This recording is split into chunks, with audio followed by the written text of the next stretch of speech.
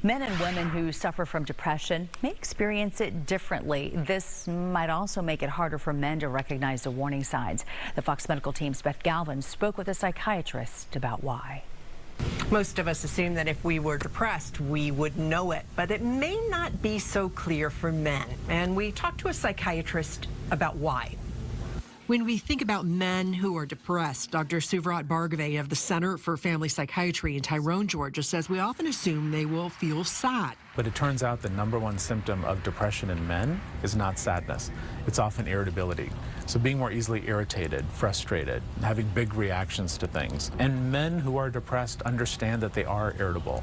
It's not as though they don't realize that their reactions are much bigger than they used to be. The National Institute of Mental Health says other common signs of depression in men can include feeling anxious or restless, loss of interest in work, family, or hobbies, problems with sexual desire and performance, feeling sad or empty or flat or hopeless, and not being able to concentrate or remember details. It can affect their energy level on how much they can do things. Their focus can often be affected when they're depressed.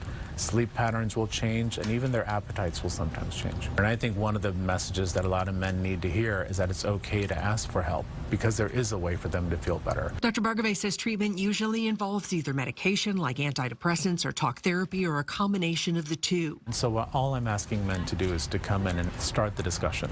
Talk to their primary care doctors, talk to a therapist, come in and see a psychiatrist, whoever you're comfortable talking to. Just begin the discussion and trust that the expert will be able to tell you what's the best plan for you.